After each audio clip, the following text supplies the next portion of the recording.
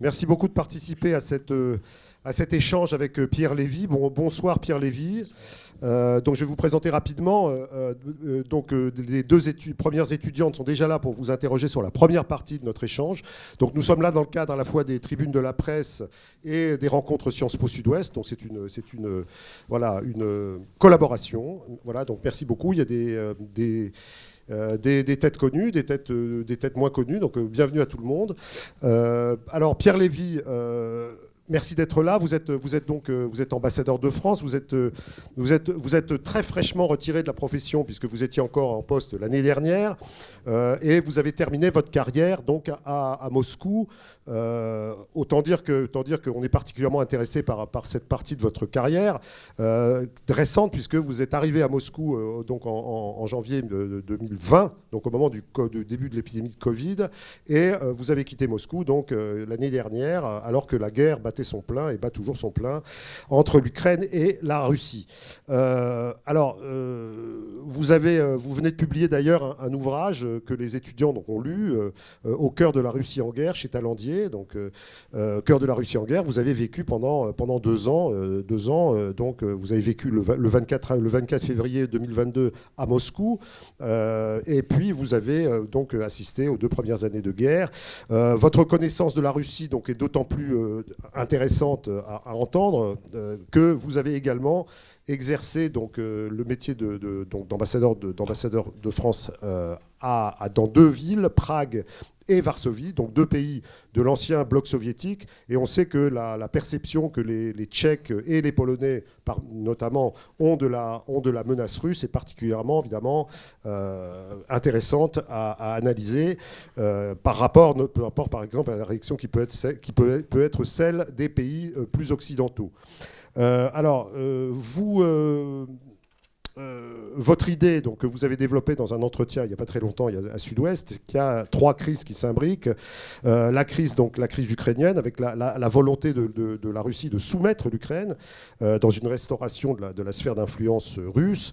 Ensuite, il y a une volonté de confrontation avec l'Occident et avec son bras armé, l'organisation du traité de l'Atlantique Nord, l'OTAN. Et puis une volonté plus large de façonner avec d'autres, pas que la Russie, mais avec d'autres, un nouvel ordre international dont vous nous direz s'il est multipolaire ou s'il est en fait la création de nouvelles zones d'influence à l'échelle de la planète entre des grands pays, avec question subsidiaire, est-ce que l'Europe est invitée dans ce grand match ou pas, voilà. Quand vous êtes arrivé à Moscou, donc Vladimir Poutine venait de faire modifier la Constitution pour pouvoir se maintenir au pouvoir pendant une durée indéfinie, le temps sans doute de restaurer la Grande Russie. En tout cas, c'est son intention. Alors, je voulais préciser que l'année dernière, peut-être certains d'entre vous étaient là, donc en décembre 2024, on a reçu ici même 2 anciens ambassadeurs, Pierre Vimont et Philippe Etienne, donc vous les connaissez très bien, qui ont occupé également des postes clés de notre diplomatie, et notamment à Berlin et à Washington. On a gardé un très bon souvenir évidemment de ces échanges et on compte bien sûr avec vous rentrer aussi un peu dans les coulisses de l'histoire qui est en train de se faire. Alors notre entretien donc, a été préparé par les étudiants et étudiantes. Il y a 3 parties. Il y a une partie qui consiste à vous demander de vous exprimer sur le métier de la diplomatie. La deuxième partie, c'est évidemment on va s'intéresser plus particulièrement à la Russie, évidemment la Russie en guerre. La Russie, vous avez passé 4 années à la fois denses, palpitantes, inquiétantes, enfin vous nous direz. Et puis enfin le nouvel ordre international qui est en gestation. Voilà. Donc je passe tout de suite la parole donc, à Clara et à Léa pour la première rafale de questions autour du thème « Le métier de diplomate ». C'est à vous. Merci. Bonsoir Monsieur l'ambassadeur. Tout d'abord, nous souhaitions vous demander si lors de votre formation à l'ENA, donc actuelle INSP, aviez-vous déjà en tête de vous engager dans la voie diplomatique ? Alors tout d'abord, avant de répondre à votre question, je voudrais vous remercier pour votre accueil. C'est pour moi un double plaisir d'être parmi vous. D'abord à Bordeaux, qui est vraiment une ville magnifique. J'ai travaillé avec Alain Juppé aussi assez longtemps. Et puis, deuxièmement, parce que c'est une enceinte universitaire, j'ai un côté un peu prof, en fait. J'ai enseigné, notamment à Sciences Po à Paris, quand mon activité professionnelle le permettait. Et c'est toujours un immense plaisir pour moi d'enseigner, de partager mon expérience. Et comme le disait un de vos confrères, je suis retraité, mais pas en retrait. Parce que d'abord, les relations internationales, c'est vraiment l'air que l'on respire. Je crois que c'est comprendre dans quel monde nous sommes. Et puis, deuxièmement, parce que, effectivement, comme vous l'avez rappelé, j'ai vécu une expérience assez intense d'une crise complexe, dont on parlera, et d'une crise qui vient de loin et qui nous emmènera loin. Et donc, je crois que c'est important pour nous de vraiment d'essayer de bien comprendre. Alors, pour en venir à votre question, moi, je n'avais pas du tout, au début, la vocation diplomatique. Je ne viens pas d'ailleurs d'une famille. J'ai des fonctionnaires dans ma famille, mais pas d'une famille de diplomates, parce qu'à un moment, il fut un temps où il y avait des générations d'ambassadeurs dans la même famille. Les temps ont changé depuis longtemps. Mais j'ai fait Sciences Po, j'ai fait des études. Et en fait, au départ, j'ai fait des études d'économie. Vous voyez, donc je voulais faire de la recherche, je voulais enseigner, et international. Et puis, de fil en aiguille, j'ai continué mes études. Et puis, je suis rentré à l'ENA. Et là, effectivement, il y a quelques grands choix à faire. S'occuper d'interne, par exemple, être dans la préfectorale. Et moi, j'ai toujours été tenté par l'international. Il se trouve que j'ai fait une école qui a vraiment changé ma vie, qui s'appelait, le SCP aujourd'hui, l'École supérieure de commerce de Paris. Mais à l'époque, il y avait un programme qui était très novateur.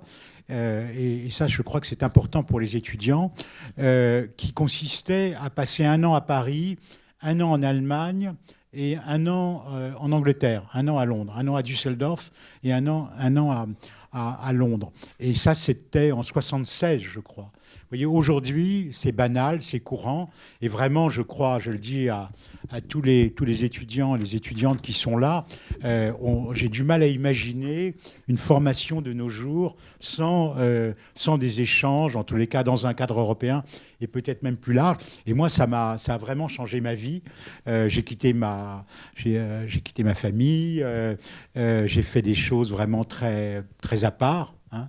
Et puis j'ai appris l'allemand parce que je ne parlais pas. Ma deuxième langue était le russe. Vous voyez, le destin est curieux.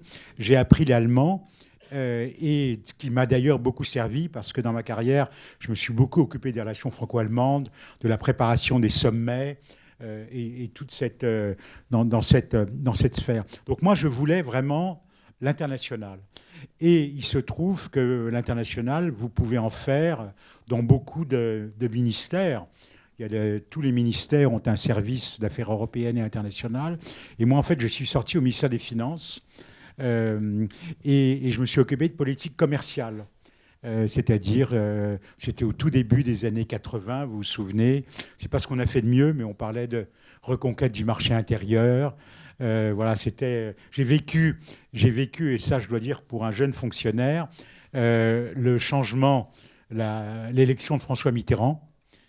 J'ai regardé un certain nombre de souvenirs parce qu'à l'époque, on changeait, il y avait ces slogans, changer la vie, c'était un très très grand moment. Et pour un jeune fonctionnaire de vivre ça, c'était intéressant. C'était aussi intéressant de voir comment l'administration réagissait. Et donc, en fait, je me suis occupé de politique commerciale d'abord. De politique anti-dumping, parce qu'on avait une attitude offensive. Il y avait beaucoup de débats. On ne parlait pas encore de globalisation, mais en tous les cas, on voyait que la France c'était après le choc pétrolier. Il y avait eu le premier choc pétrolier. Enfin bon, on était dans un autre monde déjà.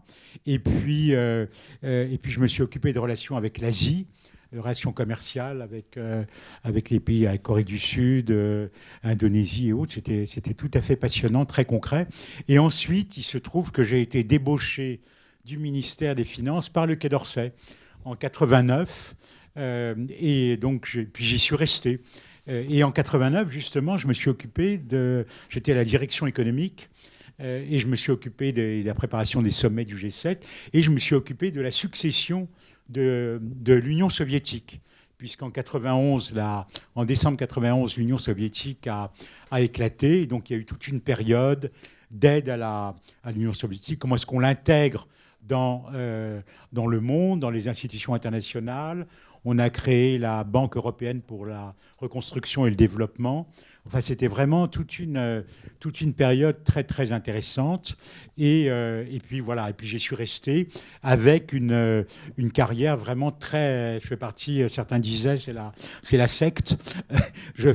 J'ai beaucoup travaillé sur les questions d'Union européenne, en fait, pendant Allemagne. J'ai été pendant 5 ans au cabinet du ministre des Affaires européennes. Je me suis occupé des questions de défense et de sécurité européenne. Et puis j'ai été aussi, avant de partir en Pologne, directeur de l'Union européenne. Donc vous voyez, j'ai fait mon stage de l'ENA à la représentation permanente à Bruxelles. Et c'est là où je suis tombé dans la marmite tout petit. Alors, deuxième question, donc un peu plutôt sur la Russie. Alors, on t'écoute. Bonjour, monsieur l'ambassadeur. Dans votre livre « Au cœur de la Russie en guerre », vous nous témoignez d'un attachement très fort à la Russie. Et cet attachement, il se traduit notamment par votre apprentissage de la langue dès le lycée, mais également par votre passion pour sa culture et son histoire. Est-ce que vous pouvez un peu nous expliquer d'où vient cet attachement à ce pays ? C'est-à-dire que d'une manière générale, pour peut-être juste évoquer en une phrase le métier d'ambassadeur, c'est un métier où il faut être curieux de l'autre, il faut être boulimique de contact. Vous savez, vous restez 3 ou 4 ans dans un poste, ça passe très très vite quand vous y êtes bien. Et puis bien évidemment, quand on choisit son poste, on le choisit aussi en fonction d'affinités. Moi, il y a des zones du monde que je ne connais pas, parce qu'il faut maintenant au Quai d'Orsay, les gens sont de plus en plus spécialisés. Donc il y a de très bons experts du Moyen-Orient, de l'Afrique, de l'Asie. Moi, c'était l'Europe, comme vous l'avez compris, et l'Europe de l'Est. Et en fait, tout ça, il y a une grande part d'imaginaire, mais on fonctionne à l'imaginaire. C'est les lectures. Je me souviens Michel Strogoff, vous savez, il est aveuglé, il y a un sabre incandescent devant ses yeux, on croit qu'il est aveugle, et puis on se rend compte qu'il avait pleuré à Homs, je me souviens plus de tout ça. Mais j'ai été nourri de cela, du cinéma soviétique, de poésie russe. Et pour moi, c'était un monde un peu fantasque, vous voyez, un peu... Il y a beaucoup, et ça reste toujours un monde un peu fantasque d'ailleurs. Et c'était un monde de héros, un monde de personnages terrifiants comme Raspoutine, et puis aussi voilà, les ballets russes. Donc il y a une très grande part d'imaginaire, vous savez. Alors après, le problème, c'est la confrontation entre l'imaginaire et la réalité, parce que souvent, il y a un gouffre. Et puis deuxièmement, je ne suis pas du tout quelqu'un qui a des émotions, je m'empresse de le préciser. Non, mais plus sérieusement, il ne faut pas être... vous voyez, quand vous êtes dans un poste, il y a une part personnelle, il y a une part d'affectif. Et il faut, je crois, c'est un métier, on le fait quand on aime les gens. Vous voyez, ça, je crois aussi, si j'y pense, je pense maintenant, après plus de 45 ans de service civil et militaire, qu'il faut aller vers les gens. Et moi, au pire moment, même dans mon poste, vous voyez, quand je me bunkérisais pas, je continuais à voir des gens. Vous voyez, je sortais, je voulais montrer que la France était là. Et les gens étaient, dans l'ensemble, plutôt contents de nous voir, même si parfois c'était un peu risqué pour eux. Donc ça, c'est un point qui est très, très important. Mais il ne faut surtout pas, quel que soit le pays dans lequel on est, et encore plus en Russie, parce que vous connaissez la propension qu'on a à coller des étiquettes sur le dos des gens. Il est russophile, russophobe, pro-Poutine, je ne sais quoi d'autre. Il faut faire la part des choses. Et en tous les cas, il ne faut pas être dans l'amour déçu. Je suis là pour faire mon boulot, défendre les intérêts de la France, ses valeurs. Bien évidemment, quand on a une empathie, quand on connaît la langue, c'est mieux. Et là, ça, les gens le sentent. Mais comme dirait un psychanalyste, il faut savoir aimer à bonne distance. Clara. Maintenant, pouvez-vous nous expliquer les missions concrètes du métier d'ambassadeur, ainsi que la façon dont s'organisent ces relations avec ses homologues? Et aussi, sur le plan personnel, y a-t-il des sacrifices à envisager quand on s'engage dans une carrière de diplomate? D'abord, c'est une très bonne question parce que pour beaucoup de gens, et je le comprends parfaitement, tout ça est très abstrait. Vous voyez, j'ai une anecdote que je raconte dans mon livre, en introduction. Il m'est arrivé assez souvent, d'ailleurs, de voir des gens, des compatriotes. Alors, ils sont très aimables avec moi, monsieur l'ambassadeur, je suis très intimidé, comment dois-je vous appeler, son excellence, mon excellence. Et donc, voilà, on parle. Et puis alors, parfois, ils reviennent vers moi au bout de 20 minutes. Ils me disent « Excusez-moi, j'ai une question, ça me gêne un peu, mais je lui dis allez-y, allez-y. Qu'est-ce que vous faites vraiment ?» Et donc, je comprends parfaitement, c'est abstrait. D'abord, on est là pour représenter la France. Vous voyez, on est muni de ce qu'on appelle les lettres de créance, écrites dans un très beau français ancien. Mon cher et grand ami, je vous envoie, mon envoyé, je vous envoie, monsieur Untel, mon représentant personnel, doté plénipotentiaire, doté de tous les pouvoirs. Enfin, c'est vraiment très beau, vous voyez, c'est une sorte de parchemin. Donc on est là, on est le représentant de la France, du président de la République, et on a des missions qui d'abord consistent à préserver et à promouvoir nos intérêts dans tous les domaines, culturels, économiques, financiers, et aussi, ça c'est une mission très importante, à s'occuper de la communauté française. Moi je disais souvent, je suis un peu le maire des Français de Moscou. Simplement, je ne suis pas élu, d'ailleurs, heureusement. De Moscou et d'ailleurs. D'ailleurs, de tous les Français en Russie. Donc, on est là pour les aider à travers le consulat, comme une mairie, qui offre des services d'état civil. On marie les gens. Et puis aussi, on se prépare aux situations les pires, avec, par exemple, des plans d'évacuation. Quand il y a eu des Français en prison, on allait les voir, on s'occupait d'essayer de les sortir de là. Il y a toujours un prisonnier français, il y a toujours Laurent Vinatier. Laurent Vinatier. Oui. Qui a été. Ça se passe comment là en ce moment ? Ça se passe mal. C'est d'une manière absolument choquante parce que il a été arrêté le 6 juin. 2024.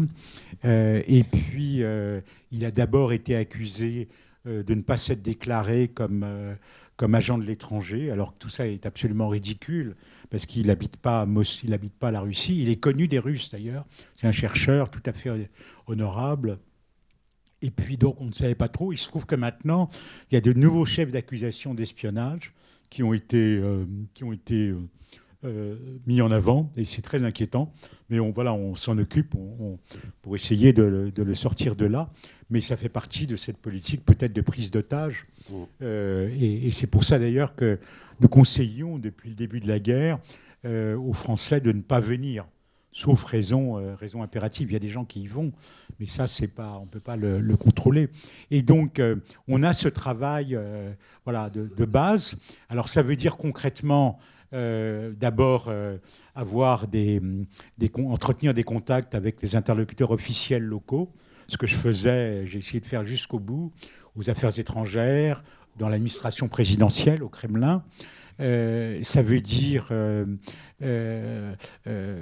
participer à toute cette vie européenne, parce qu'il y a régulièrement des réunions, vous n'imaginez pas ça, mais il y a régulièrement des réunions entre ambassadeurs de l'Union européenne.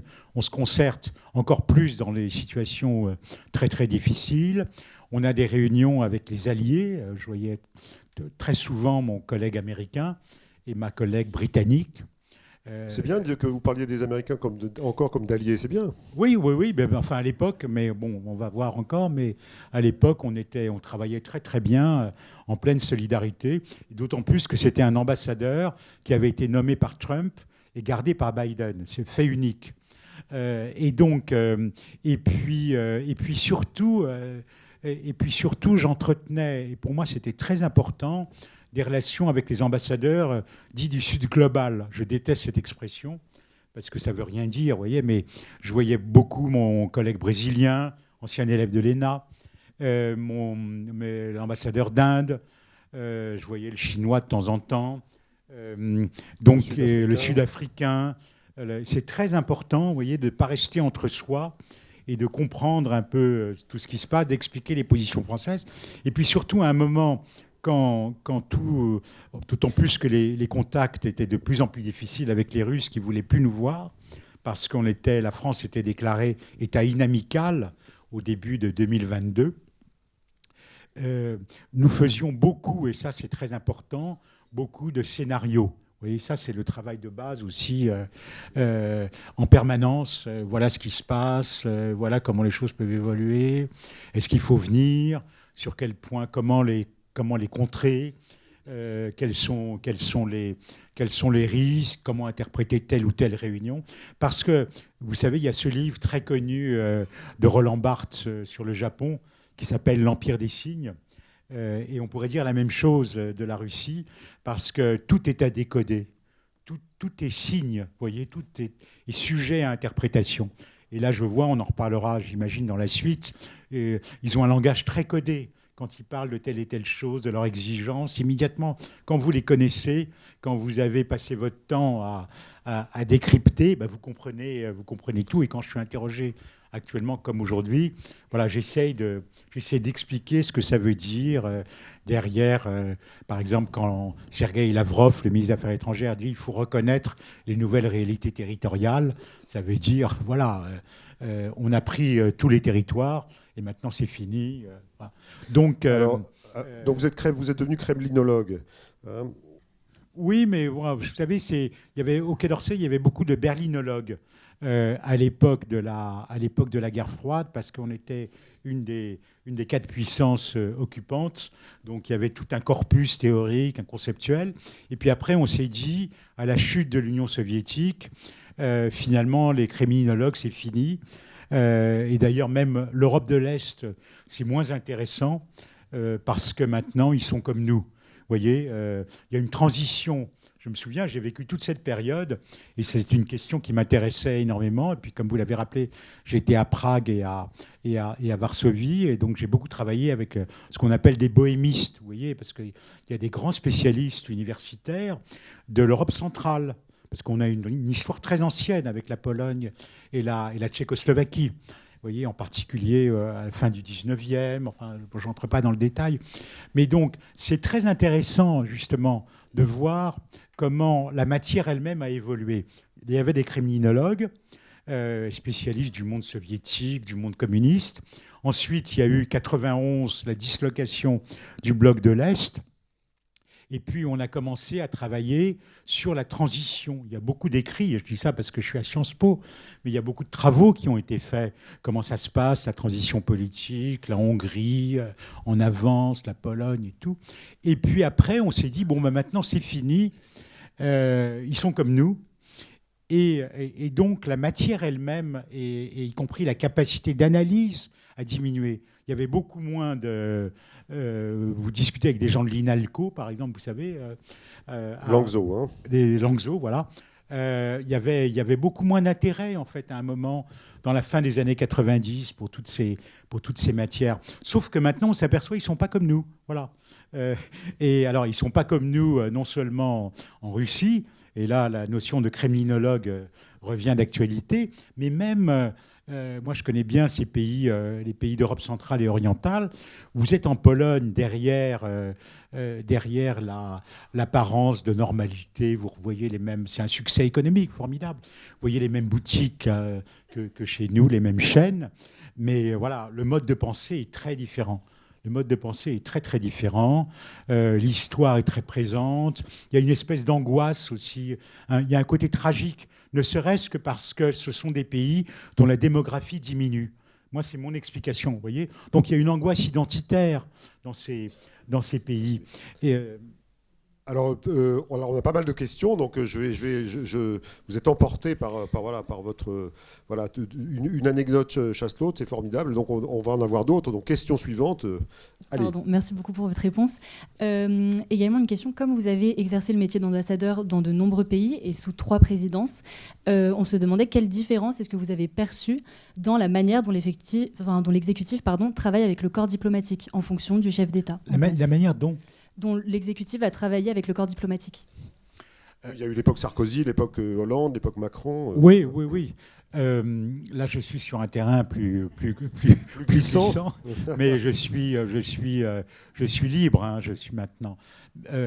Écoutez, d'abord, comme vous le savez, la matière, la politique étrangère, on appelle ça le domaine réservé. Donc l'Élysée joue un très grand rôle. Voilà. Donc l'Élysée joue un très grand rôle. Et donc chacun a ça dépend vraiment aussi du contexte. Et en particulier, moi je me souviens, période François Mitterrand, hein, c'était, pour rester sur ma matière, c'était les grands bouleversements de l'Europe, des grands choix à faire, Maastricht. À un moment, le président Mitterrand avait proposé aussi une confédération européenne. Ça lui a été beaucoup reproché d'ailleurs, parce qu'il pensait, ça c'est mon interprétation, il pensait que l'élargissement prendrait du temps. Donc il a dit on va créer une confédération européenne, en quelque sorte un peu une salle d'attente, ou je ne sais pas exactement, enfin, à l'époque je n'étais pas directement dans cette affaire, mais ça lui a été reproché parce qu'il se trouve que dans la confédération européenne, il y avait la Russie. Voyez, donc il y avait beaucoup de pays qui n'avaient aucune envie de se retrouver dans une organisation avec la Russie. Ensuite, il y a eu, ça c'est une période très intéressante, il y a eu la dissolution ratée. Ça arrive, ça peut arriver encore. 95. 97. 95, donc Alain Juppé, ministre des Affaires étrangères, et puis la dissolution ratée en 97. Et là, j'ai vécu une expérience très intéressante parce que j'étais en cabinet, donc côté Jospin, voilà. Et vous étiez en cohabitation. Donc, le fonctionnement de la diplomatie en cohabitation, ça peut très mal se passer, ça peut aussi bien se passer. Et ne serait-ce que pour des choses, voilà, il y a un Conseil européen, il y a une seule place à table, qui est-ce qui s'y met, voyez. Donc ça peut être parfois très, très tendu, et puis il faut faire bonne figure, c'est la France vis-à-vis de l'extérieur. Et en fait, c'était une expérience très intéressante qui a valorisé le Quai d'Orsay. Ça peut paraître surprenant parce que donc il y avait le président Chirac et puis il y avait d'autres ministres, dont Hubert Védrine et Pierre Moscovici. Et je dois dire qu'on travaillait très bien. On travaillait très bien avec le président de la République. Il y avait souvent même, il pouvait y avoir des différences d'approche, mais qui étaient traitées de manière très professionnelle, vous voyez. Et c'est pour ça aussi peut-être que ces deux ministres restent... ils sont restés 5 ans. Regardez aujourd'hui, un ministre des Affaires européennes, souvent il reste 1 an. Voilà. Mais ils sont restés, Hubert Védrine et Pierre Moscovici sont restés 5 ans. Donc jusqu'en avril 2022, puisqu'après, vous savez, il y a eu ils sont partis au premier tour, hein, puisque vous vous souvenez du résultat à l'époque. Et c'était une expérience intéressante. Lionel Jospin, bien sûr, suivait tout ça, mais puis bien sûr, il pensait à la suite.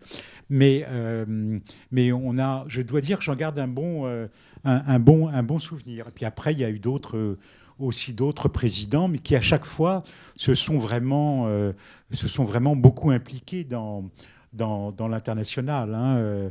Je me souviens, Sarkozy, c'était l'époque aussi de la crise georgienne. Bon. Et puis... François Hollande, la crise des Mistral. Oui, enfin... je trouve que François Hollande, en matière de politique étrangère, a un bon bilan, il faut le dire.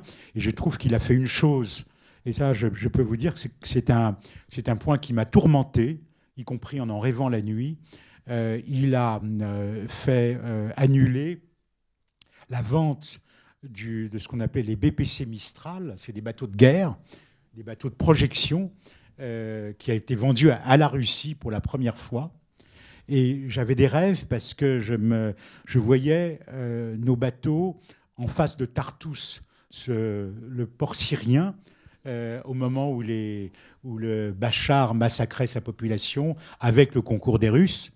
Et puis le cauchemar aurait été encore plus grand si aujourd'hui nos bateaux sous pavillon russe avaient été en mer Noire, servant à débarquer à Odessa et tout.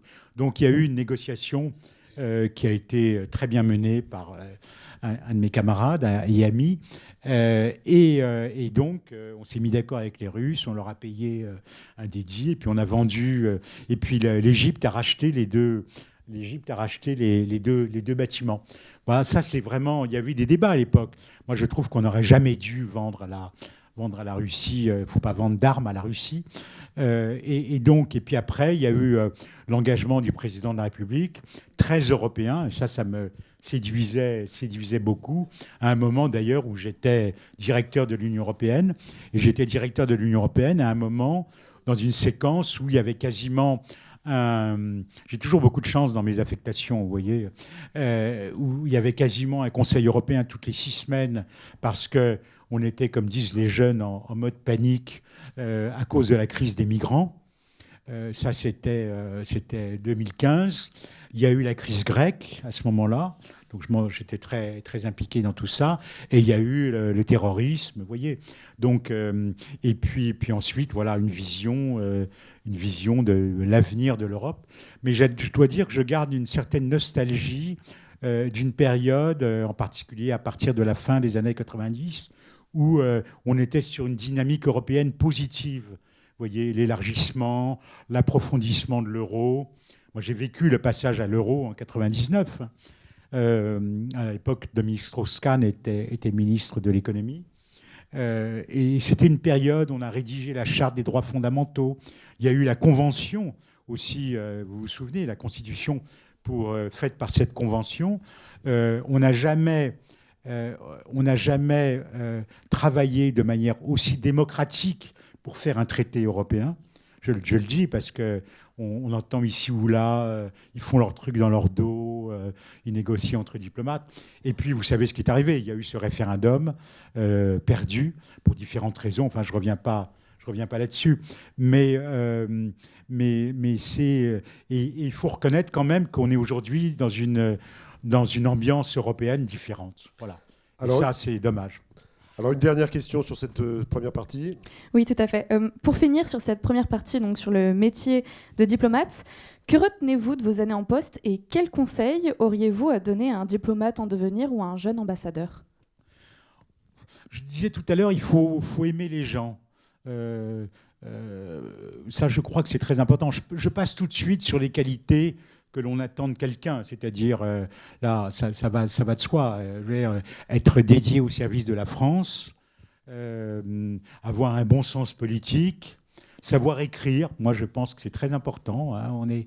On est en France dans une culture, ça peut vous paraître un peu vieux jeu, mais les mots, quand on écrit un télégramme diplomatique, vous savez, ont un sens. Hein, puis après, voilà, parce qu'il y a des décideurs à Paris qui disent, qui l'interprètent, faut pas oublier une virgule. Faut être opérationnel aussi. Et c'est plus, malheureusement, le temps du grand lyrisme. Une anecdote juste, j'avais un bêtisier. C'est-à-dire que je gardais dans mes archives personnelles des télégrammes diplomatiques que je trouvais un peu baroques, vous voyez, ou des trucs très, très particuliers de certains collègues ambassadeurs.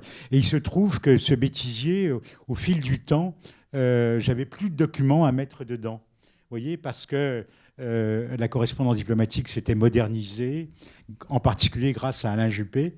Il n'y avait plus d'envolée lyrique. Alors, de temps en temps, vous vous faites plaisir en faisant le portrait de quelqu'un, d'une personnalité et tout. Mais il faut que ça soit opérationnel. Vous voyez, les gens à Paris, ils lisent ça. Vous ne faites pas un papier pour le président de la République en 3 pages. Vous voyez, ici, voilà ce qui se passe. Voilà notre position. Voilà ce qu'il faut dire. Bon. Et donc, il y a ces qualités, le sens politique, aimer la France, être au service de la France. Et puis après, il y a des qualités personnelles. Et ça, c'est différent. Il y a des gens qui sont très bons, pas uniquement des ambassadeurs, des diplomates. Il y a des gens qui sont très bons dans des tâches de bureau, vous voyez, très bons à Paris, et puis pas bons du tout à l'étranger. Et il y en a d'autres qui sont qui sont meilleurs à l'étranger. Il y a des gens qui aussi, comment dirais-je, quand on est à l'étranger, il faut aussi faut rester soi-même, mais il faut aussi avoir une certaine retenue dans son comportement, parce que vous êtes quand même très exposé. Voilà, c'est plus ou moins bien partagé. Mais je peux vous dire, j'ai participé à des panels de sélection d'ambassadeurs. Enfin, c'est le président de la République toujours qui décide. Mais en tous les cas, le Quai d'Orsay propose, il dit voilà, Monsieur le Président, vous avez 3-4 noms que nous vous soumettons. Et je peux vous dire que vous arrivez à faire la différence. Merci beaucoup Pierre Lévy pour les réponses à cette première partie. Donc tout de suite, on passe à la suite. Donc les étudiantes, un nouveau tandem. Clara et Léa, à nouveau. Voilà. Une Clara remplace une Clara et une Léa remplace une Léa. Voilà. Bienvenue. Et donc là, nous parlons de... Bonjour, mesdemoiselles. Voilà. Alors là, on va s'intéresser plus à la Russie. Là. Alors allez-y. Allez-y. Les questions sur la Russie. Alors effectivement, on va commencer donc cette nouvelle partie sur la Russie. Vous avez été ambassadeur depuis 2020 et donc avant que le pays entre en guerre contre l'Ukraine. Et vous avez déclaré à France 24 ce mois d'octobre que vous aviez repéré des nombreux signaux faibles. Est-ce que vous pouvez nous raconter un peu ce point de bascule ? Voilà. Alors les signaux faibles, effectivement, c'est dans notre jargon. Parce que j'ai passé 5 ans à la tête de ce qu'on appelle le centre d'analyse et de prévision. C'est la cellule de stratégie, de réflexion. J'étais payé uniquement pour réfléchir, c'est formidable. Hein, bon. Et donc, vous êtes en permanence dans ce travail. Vous sentez, je crois qu'il faut aussi, vous savez, chacun a son mode de fonctionnement, mais il faut sentir ce qui se passe. Et il se trouve, et c'est là où j'ai deux anecdotes, enfin qui sont plus que des anecdotes, puisque c'est des éléments que nous avons ensuite médités. D'abord, tout ça c'est au début de 2020. D'abord, je sors beaucoup, je vais voir des étudiants, je vais autour de Moscou, il y a ce qu'on appelle l'Anneau d'Or. Il y a des très beaux villages et il y a des monastères. Je vais à un très grand monastère. Je suis reçu par un jeune prêtre, un novice. Un jeune pop. Oui. Je suis resté encore très beau, avec une barbe, enfin comme dans Ivan Roubliov, vous savez, avec une queue de cheval, un chignon et tout. Et on discute. J'étais avec mon épouse. On reste 3 heures avec lui. Et je suis resté d'ailleurs en correspondance avec lui un certain temps. Et à la fin, il me prend à part et il me dit « Monsieur l'ambassadeur, j'espère que vous ferez bien votre travail et que nous n'aurons pas la guerre. » Alors je le regarde et je lui dis « Mon père, vous savez, la guerre, mais quelle guerre ? Parce que chez nous, qui pense à la guerre hein ?» Et il me dit « Mais non, la guerre, l'OTAN veut nous attaquer, tout ça. » Alors je dis « Écoutez, pas du tout. » Enfin bon. Et ça m'est arrivé à plusieurs reprises. Vous voyez, un guide dans un musée, des étudiants même, je me souviens en Extrême-Orient. En 2020, ça m'avait troublé. Et ça montrait, vous voyez, l'ambiance dans laquelle on était. Et le deuxième... Cet échange, vous avez eu combien de temps avant le début de la guerre ? C'était en 2020. Donc au tout début de votre... Ah oui, au début de mon séjour, c'était au printemps, j'ai plus les dates exactes en tête, mais c'était à peu près au printemps 2020, vous voyez, ou même pas un peu avant, parce qu'il y avait beaucoup de neige, que je me souviens, quand j'étais dans ce monastère. Et puis deuxième signal faible, il se trouve que je me suis retrouvé un jour, c'était l'époque où il y avait encore des vols directs entre Moscou et Paris, et donc je me retrouve dans l'avion avec un grand chef d'orchestre très connu. Et puis c'est Gergiev ? Non. J'ai oublié son nom. Et puis Pas si connu finalement. Et puis, on se retrouve devant les guichets, vous savez, pour montrer les passeports. Je lui dis, cher maître, je crois que vous n'êtes pas dans la bonne file. Ça, c'est les passeports français et européens. Alors, il me dit, mais monsieur ambassadeur, et puis il me montre son passeport. Et en fait, je me suis aperçu, après, en discutant avec beaucoup de gens, qu'ils avaient en général 2 ou 3 passeports, passeport Schengen notamment. Et un d'entre eux m'a dit, c'est mon assurance vie. Et après, je me suis dit, c'est quand même curieux, un pays dans lequel les élites, parce que c'est quand même une frange de la population, il faut savoir que vous avez, en Russie, vous devez avoir, je crois, 10 ou 12% de gens qui ont un passeport russe, extérieur. Il y a des passeports intérieurs, il y a des... Mais donc, à force. Et donc, et il m'a dit, c'est mon assurance vie. Et je me suis dit, qu'est-ce que ça veut dire, un pays dans lequel vous avez une élite qui se défie de son avenir, qui se méfie en se disant, il peut arriver quelque chose, je dois être prêt. C'est quand même très intéressant, non? Donc, signaux faibles. Oui. Et puis après, vous avez aussi... après, il y a le travail classique. Par exemple, il y a eu des très forts, très intenses accumulations de troupes au printemps 2021. Alors, c'est plus des signaux faibles, là. Non, mais c'est pas des signaux faibles, c'est bien sûr. Mais après, vous essayez de voir qu'est-ce que ça veut dire. Vous voyez, alors il y a une mission militaire dans une ambassade, donc j'appelais mon général. Alors je lui disais qu'est-ce que vous en pensez, et puis après vous lisez la presse, vous regardez les réseaux Telegram des blogueurs spécialistes de l'armée. Vous demandez vous regardez s'il y a des poches de sang, par exemple, qui sont sortis des hôpitaux pour être transportés quelque part. Vous voyez, donc ça, c'est du travail de renseignement classique, sachant que les ambassadeurs, les diplomates sont des espions en gants blancs. On faisait absolument rien de clandestin, vous voyez. Mais en permanence, on a ce travail de renseignement, enfin de compréhension de l'environnement dans lequel on est. Voyez, et puis vous mettez des éléments côte à côte, et puis à un moment, le tableau prend sens. Donc vous vous attendiez? Pardon? Vous attendiez à la guerre? Je ne peux pas dire ça comme ça. Il y a eu on s'attendait à une action militaire. Voilà. On s'attendait à une action militaire. Moi, je pense que on a vu, et c'est ça, je crois, qui est intéressant dans mon livre, c'est que je propose un cheminement. Vous voyez, c'est pas... en quelque sorte un triple cheminement. Il y a mon cheminement personnel que je mets à part, d'amoureux de la Russie qui arrive, qui est pris dans un truc assez vertigineux. J'explique, deuxième cheminement, le fonctionnement, le making-of ou voyez, de la diplomatie, comment une ambassade travaille. Et puis le gros cheminement, c'est j'arrive, c'est plus ou moins normal. Il y a le Covid, il y a les tensions, hein, et puis on arrive à la guerre. Et en fait, nous, on s'est aperçu qu'on était rentré au premier semestre 2020 dans une nouvelle séquence qui serait très intense. Pourquoi ? Parce que le président Poutine, avec la réforme constitutionnelle que vous avez évoquée en introduction, a la possibilité maintenant de rester jusqu'en 2036. Et je me suis dit... donc 2036, il a commencé un mandat depuis mai 2024, 6 ans, et puis il aura 83 ans en 2036, qui est, voilà, le pouvoir conserve. On a des exemples de l'autre côté de l'Atlantique. Non, puis l'URSS connaissait la gérontocratie. Aussi, oui, bien sûr. Et donc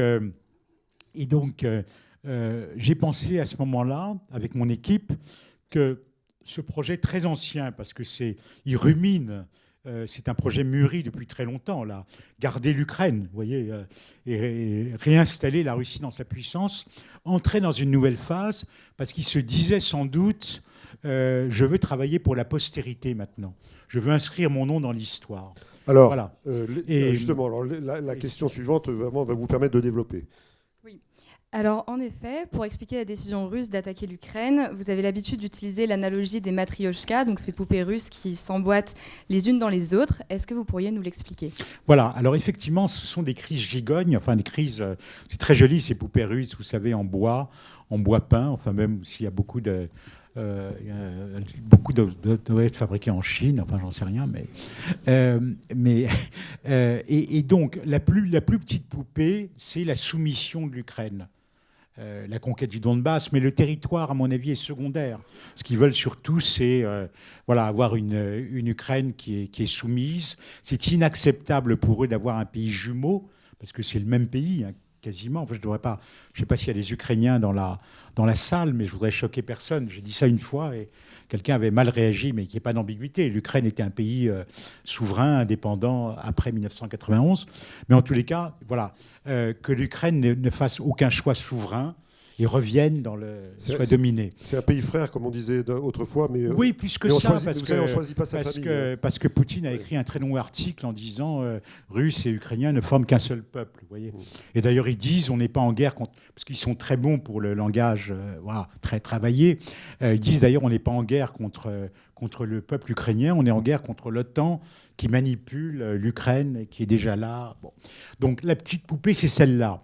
Ensuite, vous avez la poupée intermédiaire. C'est la lutte contre l'OTAN, l'Union européenne et les États-Unis, parce que ils ont le sentiment d'être acculés. Tout ça n'est pas exact. Hein, on pourrait y revenir. Le sentiment d'être acculés dans leurs 17 millions de kilomètres carrés. Voilà, absolument. Encerclés, ouais. Même. J'ai fait un calcul un jour. Les frontières terrestres de l'OTAN avec la Russie, c'est 12% de leurs frontières terrestres. Voilà. Mais bon, c'est ce sentiment, en tous les cas, d'insécurité, d'être attaqué. Vous vous souvenez que dans le discours du matin de l'invasion, le président Poutine invoque l'article 51 de la Charte. Qu'est-ce que c'est l'article 51 de la Charte ? Ah. Défense mutuelle ? Pardon ? La défense mutuelle ? Voilà, bravo, c'est mon côté prof qui ressort. Vous voyez. Et donc la légitime défense, effectivement. Et donc, et puis la plus grande poupée, c'est la lutte de la Russie pour un nouvel ordre international, ce qu'ils appellent un ordre multipolaire. En clair, ça veut dire des sphères d'influence. À nous, l'Europe, aux États-Unis, l'Amérique, et à la Chine, l'Asie.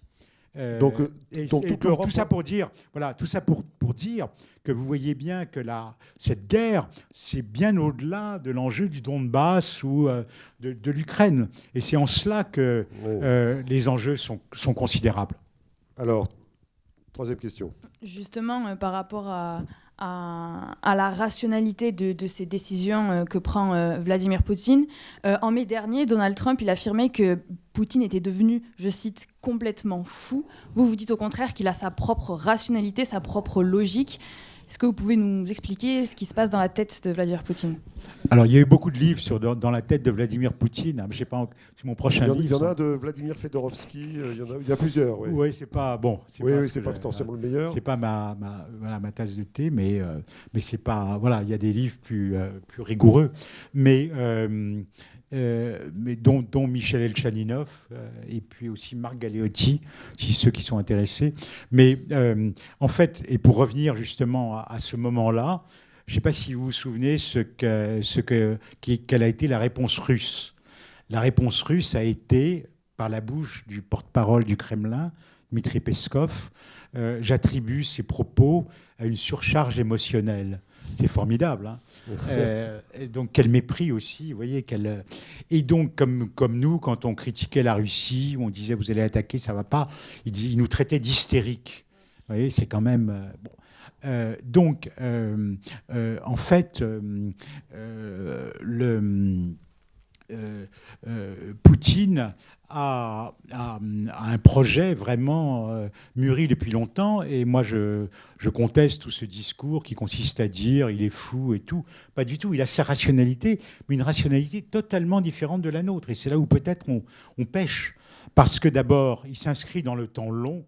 Il vit dans le temps long. Vous voyez, il est interrogé par ce journaliste américain ou pseudo-journaliste Tucker Carlson. Je ne sais pas si vous vous en souvenez, mais nous, on suivait ça attentivement, qui lui servait les questions sur un plat d'argent. Et au début, il part, comme disent les journalistes, dans un tunnel de 20 minutes, commençant par l'arrivée des Varegs dans la Rousse de Kiev en 783. Vous voyez, donc le journaliste le regarde, les yeux papillonnants. Et donc il est dans cette histoire. Quand il y a eu les premières reprises de négociations, de discussions russo-ukrainiennes en mai de cette année à Istanbul, le chef de la délégation russe a dit « Écoutez, vous savez, on a le temps. Il y a eu la guerre russo-suédoise, ce qu'on appelle la Grande Guerre du Nord, vous savez, contre la Suède de Charles XII, et appuyé par les Cosaques de Mazepa. Vous savez, il y a beaucoup de musique ou d'opéra. Il y a un opéra très beau, je crois, de Tchaïkovski. Et la guerre a duré 15 ans, je crois, ou plus. Voyez, donc ils sont dans cette période très dans le temps long. Et puis il a une vision un peu comme un démiurge, une vision un peu messianique, pour les raisons que j'ai exposées tout à l'heure. Voilà, j'ai une mission moi à accomplir, plus qu'une politique à mettre en œuvre, et je veux dans quelques années être aux côtés de Pierre Ier, de la Grande Catherine et de Staline. Et de Staline, bien sûr. Et de Staline comme celui qui a réinstallé la Russie dans sa puissance, qui a effacé l'humiliation de la chute de l'Union soviétique. Et puis, vous savez, je reviens à ce que je disais tout à l'heure sur 2020, quand nous analysions finalement les risques et la vision stratégique qu'il pouvait avoir. Et c'est pour ça que nous nous sommes dit, finalement, il a un choix entre, je schématise volontairement, entre le bien et le mal. La Russie est forte, c'est une grande puissance, quoi qu'on en dise, membre permanent du Conseil de sécurité, puissance nucléaire. Et il avait le choix entre, d'un côté, voilà, je vais mettre ma force au service de la stabilité, de la paix internationale, je vais favoriser une solution en Syrie, il pouvait le faire, je vais continuer à travailler avec les Européens et les Américains pour empêcher l'Iran d'avoir l'arme nucléaire, et ainsi de suite. Ça, c'était la formule, je serai un actionnaire, en quelque sorte, du système international. Et c'est une manière d'avoir une Russie qui soit forte et respectée. Et puis, il y avait le mal, c'était de considérer que la Russie est forte et respectée quand elle fait peur, vous voyez, quand elle inspire la crainte. Et c'est ce qu'il a choisi.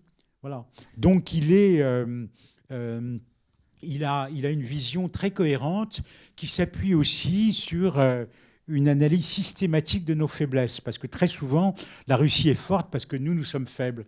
Nous sommes indécis, nous sommes velléitaires. Après la Géorgie, par exemple, il y a très peu de sanctions. Après la guerre en 2008, très peu de sanctions ont été prises contre la Russie. Les entreprises sont revenues et tout. Donc il se dit, tout ça, je m'occupe de l'Ukraine et ça sera oublié et ils reviendront. Et justement, dans la continuité de cette Russie qui veut aspirer la peur, dans votre livre, vous dites, je cite, « J'étais venu en Russie pour construire et dialoguer. J'ai quitté la Russie dans la destruction et le mutisme.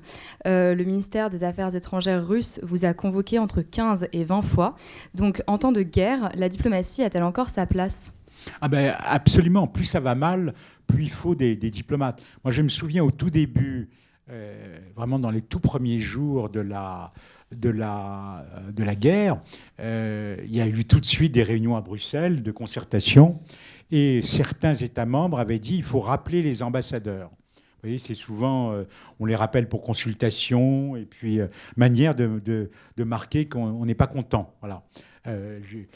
On ne rompt pas les relations diplomatiques, ça on le fait quand on est en guerre, où il y a vraiment des coups très durs. Mais donc, ils voulaient rappeler les ambassadeurs. Et moi, je me suis beaucoup bougé, en fait, pour appeler tout le monde à Paris en disant surtout ne faites pas ça. Parce que si je suis rappelé, je pourrais peut-être pas revenir. Ils voudront pas me laisser revenir. Vous voyez, et heureusement, j'avais d'autres collègues sur place qui étaient dans la même attitude. Et donc, plus ça va mal, plus on a besoin de diplomates. Et il y a eu un moment, j'ai été convoqué, mais ça faisait partie de la fiche de poste. Là aussi, je pourrais en parler des heures, parce qu'il y a toute une gradation quand le vice-ministre appelle en disant je veux voir l'ambassadeur à 14h tout à l'heure. Bon, ça, c'est une convocation. Et puis, on appelle des affaires étrangères, on dit le vice-ministre aimerait avoir une conversation avec l'ambassadeur dans les 2 jours qui viennent. Voilà. C'est très nuancé, c'est pas du tout la même chose. Voilà. Et parfois, j'arrivais au MID et je demandais, mais dites-moi, est-ce que je suis convoqué là ou parce que parfois on vous invite et puis il y a un communiqué en même temps, très très dur, d'ailleurs avant l'entretien, en disant nous avons mis en demeure l'ambassadeur, c'est absolument scandaleux. Et puis il y a une mise en scène. Dans certains cas, vous arrivez seul, il n'y a personne au ministère des Affaires étrangères. Et puis dans d'autres cas, il y a une foule de journalistes ou de foules de journalistes qui entourent votre voiture, qui vous tendent le micro, vous voyez, à l'entrée, à la sortie. Il y a une règle de base, surtout ne pas réagir. Voilà. Et dans ces cas-là, ce n'est pas de la grande diplomatie, mais on pense à une chose, ne pas glisser sur la neige ou la glace qui est devant le ministère des Affaires étrangères, arriver à ouvrir la bonne porte qui pèse 1 tonne, parce que c'est un de ces 7 gratte-ciel staliniens, les 7 sœurs, comme on dit dans Moscou. Vous voyez, c'est des petites choses comme ça. Faire bonne figure, voilà, être rentré sans avoir l'air inquiet ni sourire, et trouver le bon positionnement en termes de langage corporel. Mais ensuite, pour citer la fin, pour mentionner la fin de mon séjour, à partir du moment où le président de la République a dit, comme simple hypothèse, on va peut-être envoyer des troupes au sol, au début, en janvier 2024, là, ils m'ont mené la vie très dure. Voilà. J'ai été convoqué pour des explications, et toujours selon cette logique inversée. Pourquoi est-ce que la France est dans une logique escalatoire ? Justement, à propos du président de la République, les relations extérieures font partie aussi de son champ de compétences. Comment le Quai d'Orsay peut se coordonner avec un président de la République aussi impliqué notamment qu'Emmanuel Macron ? Là aussi, c'est une très bonne question, parce que de mon expérience, vous voyez qu'il y a des cas de figure dans lesquels l'Élysée fait les choses sans forcément se coordonner ou tenir au courant le Quai d'Orsay, ou le Quai d'Orsay simple exécutant. Et puis, considérant qu'ils sont autonomes, qu'ils prennent les choses en main. Il y a d'autres cas, c'est différent. Et puis, il faut aussi reconnaître, et je ne suis pas le premier à le dire, que parfois, comme l'ont montré certaines nominations, le Quai d'Orsay n'occupait pas forcément la place qu'il a pu occuper à un certain moment. Voilà. Vous aviez été associé à la fameuse rencontre de la dernière chance où Emmanuel Macron va au Kremlin, la fameuse histoire de la longue table blanche. Ah oui, bien sûr. Ouais. Comment ça s'était passé ? Non, bien sûr. Mais on pensait, le président de la République voulait venir. Voilà, voulait venir pour parler. Il considérait, il y avait toujours cette tentative de dialogue, et il avait raison. Et donc, on avait proposé à Paris différents schémas, aussi bien sur le fond que selon le calendrier. Donc, en particulier dans la perspective de la présidence française de l'Union européenne qui commençait au 1er janvier 2022. Voilà, là aussi, je reviendrai un peu sur Sarkozy parce que c'est très intéressant. Et donc, notre idée à l'ambassade, c'était qu'ils viennent à la fin 2021. Voilà, on avait fait différentes propositions à l'Élysée. Et puis, pour des raisons de calendrier, ça ne s'est pas fait. Et puis, alors, j'étais en contact avec l'Élysée, qui me disait, mais il faut que tu trouves un bon moment et tout. Puis à un moment, je leur ai dit, il n'y aura pas de bon moment, vous venez quand vous voulez. Et puis, voilà. Et puis, ils sont venus. Et puis, le président, vous avez vu la scène avec la table de 6 mètres. Vous êtes dans la délégation, là ? Oui, je suis dans la délégation, mais on est dans une autre pièce, en train de boire du thé vert, des akouskis. On est resté 6 heures. Vous savez, dans notre métier, il faut il faut accepter. Moi, je suis resté très longtemps en bas de la passerelle quand l'avion arrivait, parce que les Russes voulaient faire au président de la République un test Covid. Voilà. Non, mais vous riez, mais c'est des choses qui sont très importantes. Hein. Mais dites-moi, le président, là, il est simplement avec son interprète? Oui, bien sûr. Non, mais il y avait une délégation. Il y avait Jean-Yves Le Drian qui était là. Il y avait, voilà, la délégation, il y avait la cellule diplomatique. Mais en fait, le président était tout seul, et nous n'écoutions pas. On n'avait pas la possibilité d'écouter ce qui se disait, mais on avait préparé la visite. Et donc, on est resté. Et puis après, c'était très intéressant parce qu'il y a eu la conférence de presse et il y avait un contraste très net entre les propos de Vladimir Poutine. On voyait bien qu'ils avaient été préparés, tout avait été rédigé avant la réunion.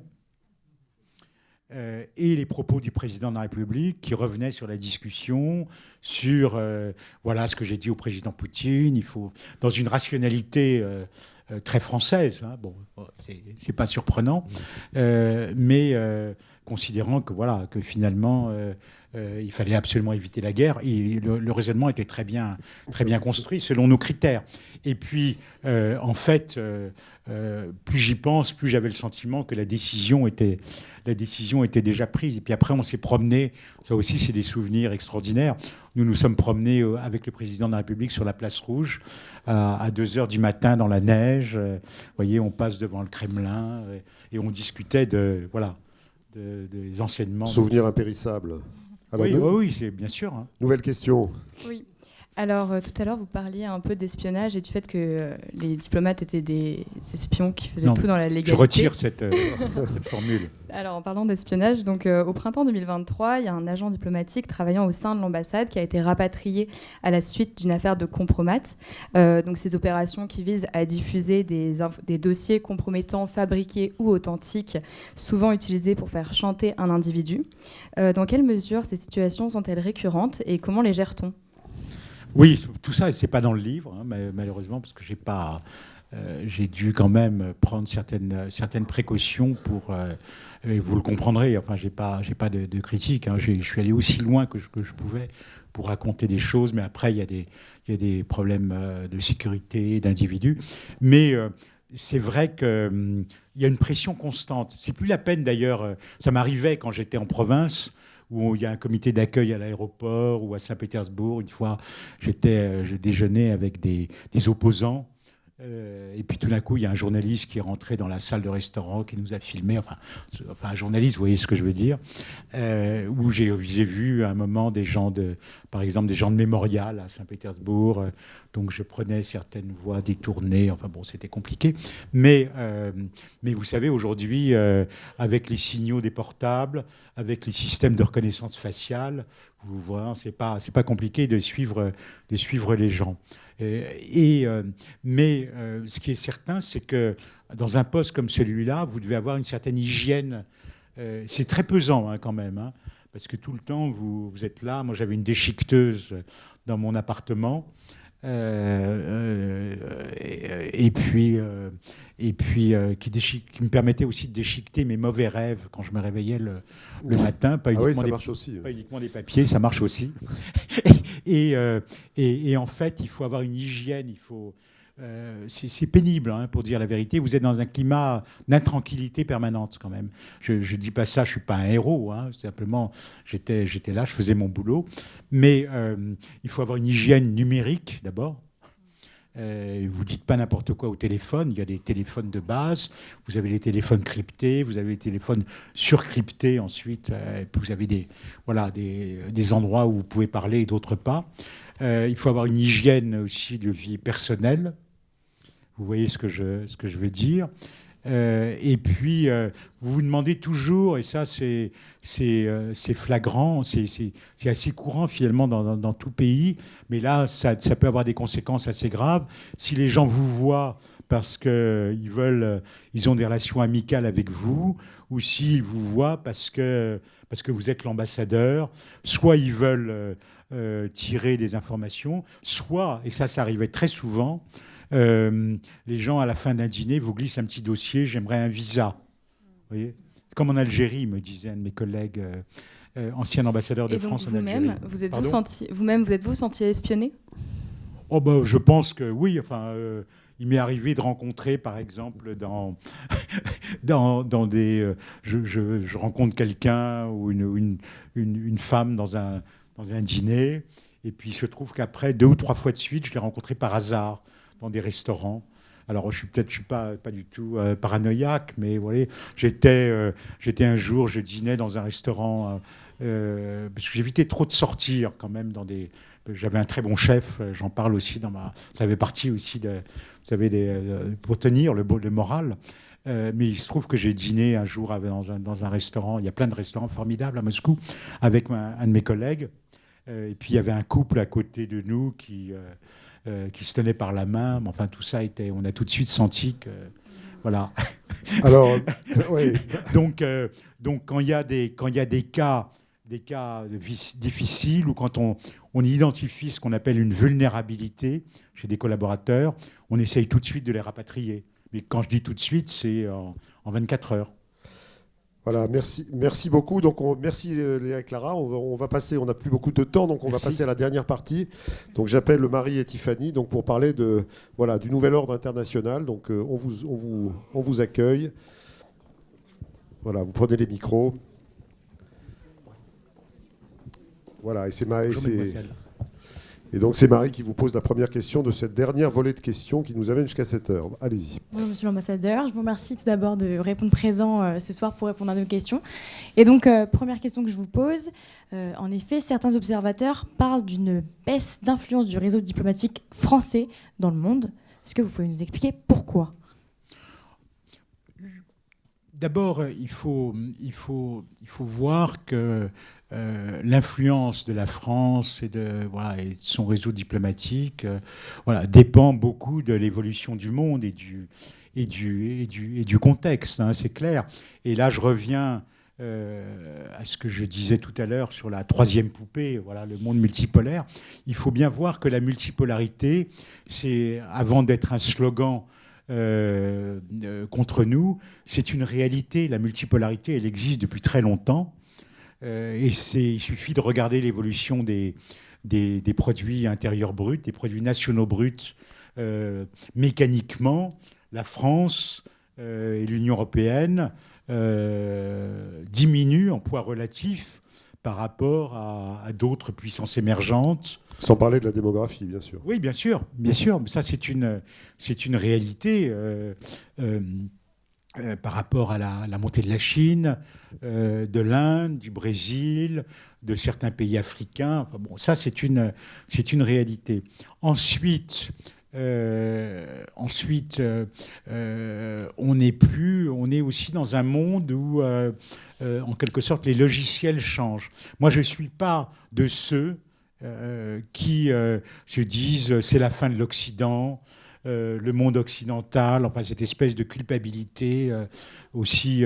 On a dominé le monde, c'était notre ordre international, et maintenant c'est fini. C'est un langage qui peut être assez entendu chez nous, y compris par certains hommes politiques où on bat notre coulpe. Vous voyez, moi je crois que on a encore des messages à apporter au monde, que les gens, quoi qu'on en pense, ils veulent de la liberté. Hein. Je veux dire, on est loin maintenant d'être exemplaires, malheureusement.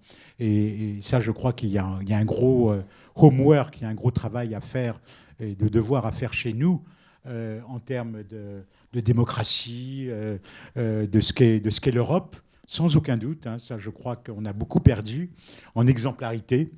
Mais donc, et après, la diplomatie française, elle s'insère là-dedans. Mais en termes, et ce n'est pas une réaction corporatiste, c'est un très bel outil. Il n'y a pas beaucoup de pays dans le monde qui ont une vraie politique étrangère. Vous voyez, parce qu'il y a des pays qui ont une politique de voisinage. Mais il y a quelques grands appareils diplomatiques dans le monde. Je citerai la Russie, les États-Unis, la Chine, la France. La Grande-Bretagne. Et la France fait encore partie de cela. Moi, ça fait des années, même si on souffre beaucoup budgétairement, mais ça fait des années, vous savez, quand on est un vieux diplomate, il y a 30 ans, on disait on est à l'os, on n'en peut plus, c'est très difficile et tout. C'est vrai qu'on a une grosse perte de moyens, mais je trouve qu'on devrait être... c'est pas grand, c'est rien, le budget des affaires étrangères dans l'appareil d'État. Vous savez, les affaires étrangères, ça doit être 13 ou 15 000 personnes, c'est rien.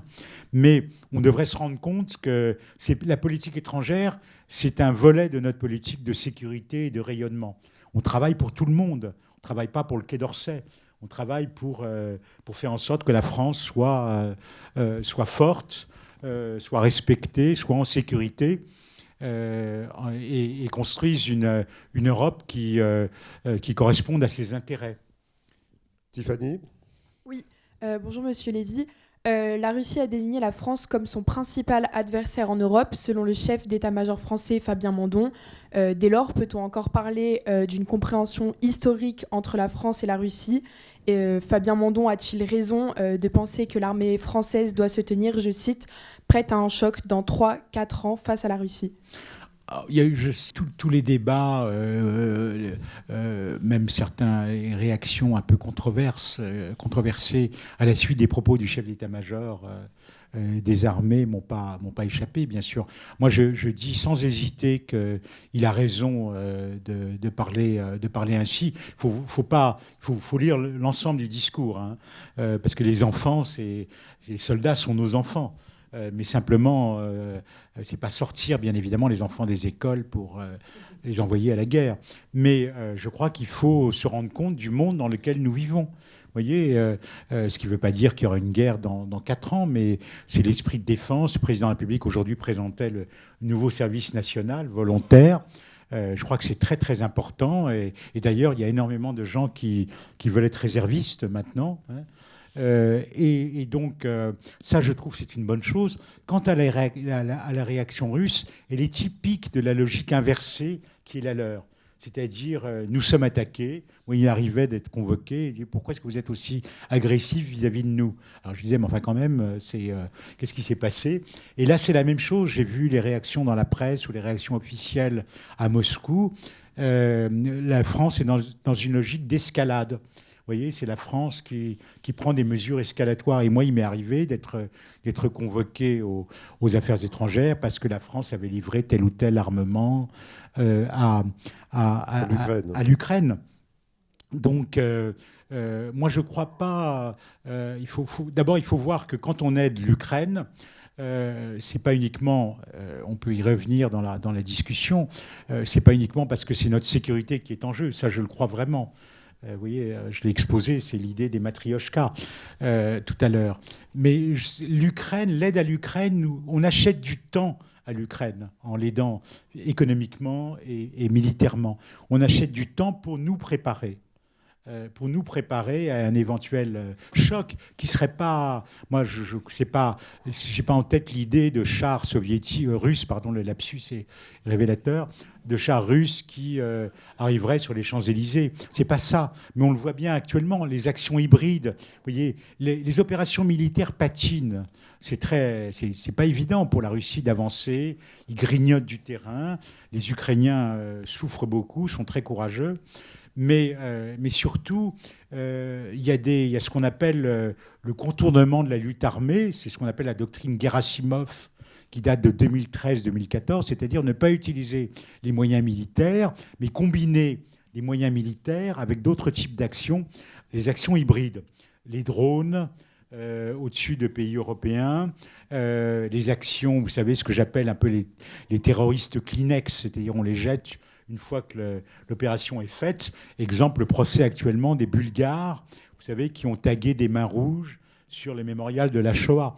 Tout ça, ça entretient... Et puis les cyberattaques, quand même. Hein.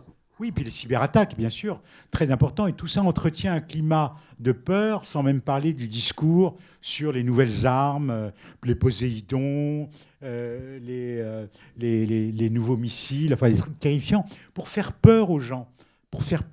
Et pour faire en sorte qu'ensuite, ils s'opposent. Tout ce travail est fait pour miner nos sociétés et pour, en fait, les polariser, mettre du sel sur toutes nos cicatrices, là où ça fait mal, les immigrés, l'antisémitisme, et ainsi de suite. C'est très bien. Il y a des usines à trolls qui font ça. Je ne suis pas sûr qu'ils aient toujours, d'ailleurs, beaucoup d'impact. Et là, on a fait beaucoup de progrès.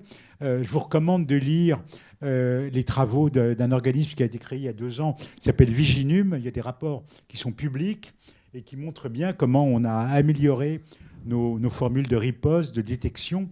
Nous avons eu à Bordeaux une remarquable conférence de David Collomb sur le sujet. Oui, je le connais, bien sûr. Hein. Bien sûr, et moi je suis allé les voir aussi. On travaillait ensemble. Et le Quai d'Orsay a beaucoup amélioré aussi sa veille et sa riposte. Donc moi je trouve qu'il faut changer de braquet. Vous voyez, on est dans un monde de brutes. Ce qui pose d'énormes problèmes, y compris des problèmes éthiques pour nous. On croit au droit international, mais on ne va pas le jeter par-dessus bord. Mais en même temps, si vous faites trop confiance à tout ce qui fait notre ADN diplomatique, vous risquez d'être spectateur d'une pièce de théâtre, d'une tragédie. Marie ? Puisque nous parlons du droit international, vous en avez parlé, vous avez pu avoir un regard sur les questions de défense et de sécurité européenne.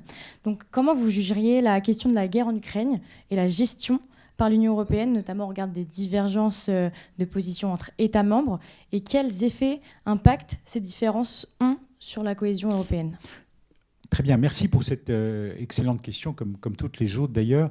Moi je ferai Elles sont meilleures en meilleures même. Non, mais tout ça est très... Si vous avez un poste d'enseignant à Sciences Po, j'en profite pour me caser. Ah bon ? Un poste d'enseignant on va à vous Sciences appuyer, Po Bordeaux. on va vous appuyer. Moi, je signe. Bon, pardon, je déborde un peu. Donc Donc, je ferai 2 remarques qui, je crois, sont essentielles à garder à l'esprit. D'abord, la relation à la Russie est sans doute le sujet le plus diviseur qui soit entre les Européens. Pour des raisons évidentes qui sont liées à la géographie ou à l'histoire. Quand vous vivez à Riga ou à Tallinn, et ce n'est pas la même chose que quand vous vivez à Lisbonne ou à Dublin, bien sûr. Bon, ça, c'est une chose. Deuxièmement, quand on parle de défense, de sécurité, je crois qu'il faut toujours faire une distinction entre ce que j'appellerais le hardware, la quincaillerie, et le software, le logiciel stratégique.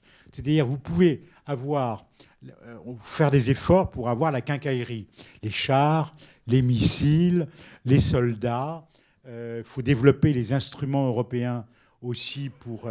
L'Union européenne n'est pas une alliance militaire, je le précise, ce n'est pas l'OTAN, pas encore. Mais il faut avoir... et il y a eu des progrès considérables qui ont été faits. Je me suis occupé de ça et je vois comment le monde a changé. Mais vous pouvez avoir la plus belle armée du monde. Et je mets de côté le débat sur l'armée européenne qui n'a pas de sens. Ça n'a aucun sens de parler d'une armée européenne. C'est des armées nationales qui, après, sont utilisées dans le cadre de l'OTAN, de l'Union européenne ou dans des cadres ad hoc.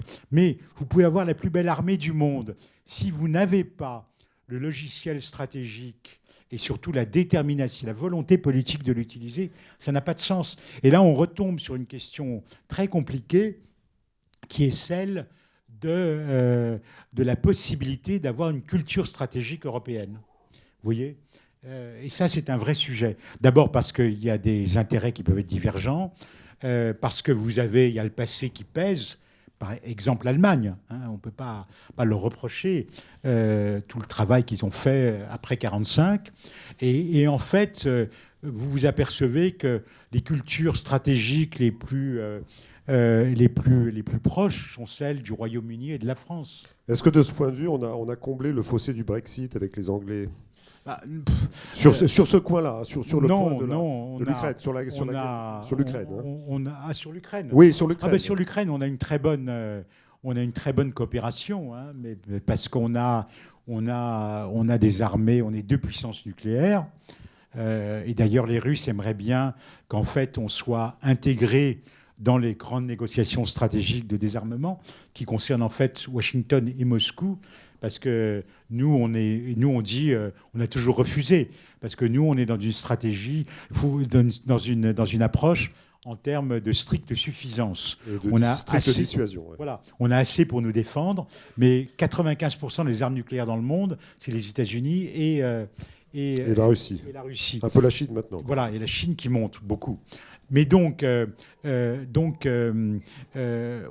est très proche des Britanniques et vous voyez comment on travaille pour mettre au point la coalition des volontaires, qui est vraiment une opération au départ franco-britannique.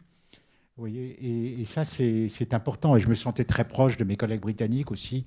Je travaillais très bien avec l'allemand, en confiance. Mais on était très proches, on avait un peu les mêmes réflexes stratégiques avec les Britanniques. Avec les Britanniques, oui. Bah oui. Et donc, de ce point de vue-là, le Brexit a été un peu une catastrophe. Moi, je me suis occupé du Brexit aussi quand j'étais directeur de l'Union européenne. C'était horrible. Hein. Horrible pour eux. Je pense et je peux vous dire que j'ai eu des conversations avec mes collègues qui s'occupaient du Brexit le lendemain du référendum. Ils étaient effondrés. Tiffany. Oui. Est-ce que, justement, du coup, on en parlait à l'instant, dans un monde où les grandes puissances semblent se partager les zones d'influence, quelle marge d'autonomie stratégique reste réellement à l'Europe, finalement ? Non, mais justement, moi, ce qui est quand même très intéressant, c'est qu'il y a le risque que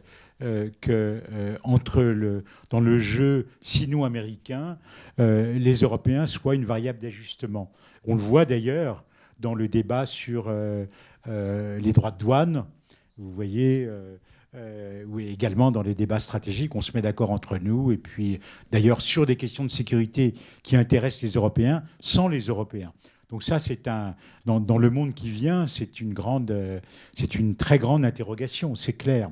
Et c'est là, justement, où d'abord les Européens doivent instaurer un rapport de force, y compris avec les Américains, parce qu'on a des atouts, et je trouve qu'on ne l'a pas fait assez par moment. Vous avez vu comment on a été traité en matière de droits de douane. Alors certains diront, voilà, c'est mieux que rien, on n'avait pas le choix. Mais il y aura d'autres combats. Les Américains nous attaquent sur tout ce qui concerne la régulation du numérique. Vous voyez, ça, c'est un grand débat. Et il y en aura d'autres, hein, sans même parler le désir d'éviter que des industries de défense européennes émergent.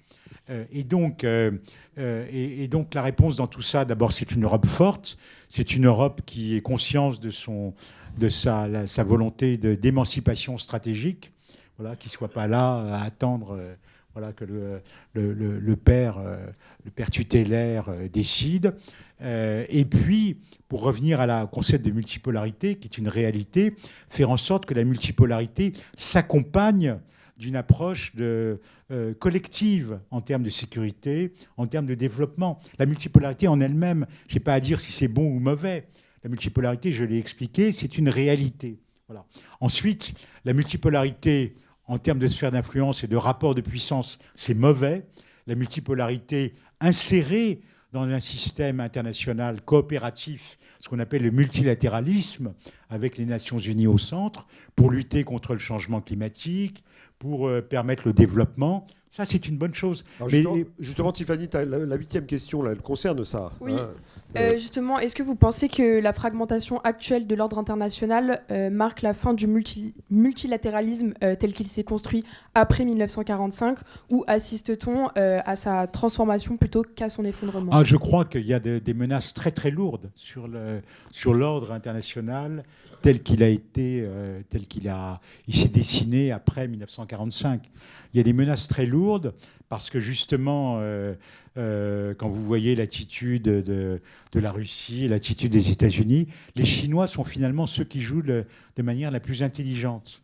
Vous voyez, parce qu'ils ont une stratégie d'entrisme, ils ont une stratégie pour construire des institutions parallèles du type banque de développement, la route de la soie.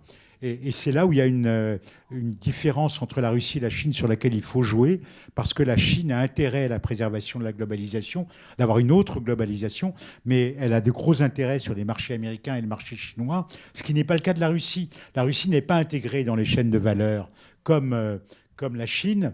Elle n'exporte aucun produit de grande consommation, elle exporte des matières premières. Et donc, la solution, en fait, pour sauver le multilatéralisme, c'est de le réformer, d'améliorer la gouvernance internationale pour qu'elle ait plus le reflet du monde d'aujourd'hui et non plus le monde de 1945 ou de 1960. Sauf que là, vous heurtez au conservatisme, aux intérêts nationaux. Et par exemple, Sergueï Lavrov, le ministre des Affaires étrangères, qui connaît tout ça par cœur, parce qu'il a été 10 ans ambassadeur à New York, et lui commence à tenir un discours plus ouvert. Par exemple, nous sommes pour la réforme du Conseil de sécurité, mais en fait, il n'en veut pas. Il sait très bien, il n'a aucune envie de voir d'autres pays qui y seraient. Et il sait très bien que c'est très compliqué, c'est une réforme très compliquée à mettre en œuvre. Mais il y a beaucoup d'autres réformes aux Nations Unies qui sont possibles sans forcément changer les traités. Et pour prendre un seul exemple, c'est un vieux débat, ce qu'on appelait à un certain moment, maintenant, malheureusement, j'ose pas dire c'est passé de mode, mais on n'en parle plus, c'est ce qu'on appelait la responsabilité de protéger. Et il y a eu des propositions qui ont été mises sur la table, soutenues par la France. La France a une position très en pointe en matière de réforme du système international, qui visait à ce que, dans certains cas de crimes de masse, par exemple en Libye, ce qu'on a vu en Libye ou en Syrie, les membres permanents du Conseil de sécurité s'engagent à ne pas faire usage de leur droit de veto. Vous voyez ? Et les Russes sont bien évidemment absolument contre ce type de limitation. Et ce sont pas les Chinois avaient accepté ? Non plus. Hein. Non plus. Mais vous voyez, on peut faire des choses. Moi, ce qui me choquait le plus, c'est cet écart entre le narratif russe et sa pratique. Le narratif russe, c'est maintenant, il parle moins de dénazification parce que c'est un terme qui est européen. Le nazisme, tout ça, c'est une histoire européenne avant tout. Et ça parle peu aux pays du Sud. Et donc, ils ont ajusté leur discours en disant notre combat, c'est un combat contre le colonialisme. C'est d'ailleurs pour ça qu'ils nous attaquaient, ils ciblaient beaucoup la France au moment où il y avait des troubles en Outre-mer. Vous voyez, en Nouvelle-Calédonie ou autre, en disant regardez une fois de plus. Bon. Et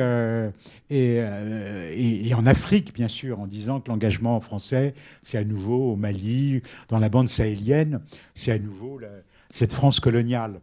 Mais il y a un écart énorme parce qu'il n'y a pas vraiment d'aide au développement russe comme nous le faisons. L'Union européenne est le premier pourvoyeur d'aide au développement dans le monde. Hein. Il ne faut pas l'oublier, l'Union européenne et ses États membres. Et donc, il y a un écart considérable entre les deux. Et je pense que nous, on doit être encore plus offensifs pour le dénoncer, pour montrer la réalité de l'approche russe. Les Russes sont très actifs pour protéger les tyrans africains.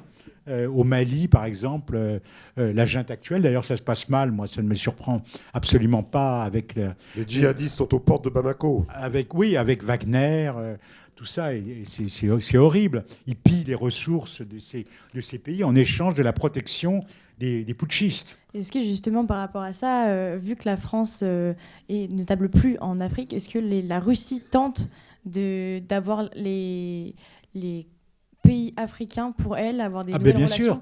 Bien sûr, parce que c'est très... Il y a des actions qui sont très bien documentées, anti-françaises, des actions cyber, des gens qui sont payés localement pour se promener avec des drapeaux russes et brûler des drapeaux français. Enfin, tout ça, on suivait ça d'assez près. Et donc c'est clair. C'est aussi pour ça que nous sommes ciblés. Voilà. Mais je dirais que la France est ciblée politiquement parce qu'on prend des positions en pointe. Et on a raison, parce que la France est une puissance nucléaire, on est au Conseil de sécurité, on est présent en Afrique, on essaie de ne pas se laisser faire. Mais moi, je dois dire que, sans tomber dans l'angélisme, j'ai très rarement, bien au contraire, senti des mouvements personnellement contre moi. Vous voyez, très souvent, je discutais avec des Russes qui étaient contents de nous voir. Il y a quand même une sorte de... Culturellement, il y a une très longue histoire quand même entre nos deux pays. Hein. Voilà, écoutez, on aurait encore 1000 questions à vous poser, mais malheureusement l'heure tourne, il est 19h, donc vraiment merci beaucoup Pierre Lévy, je vous demande de l'applaudir. Merci.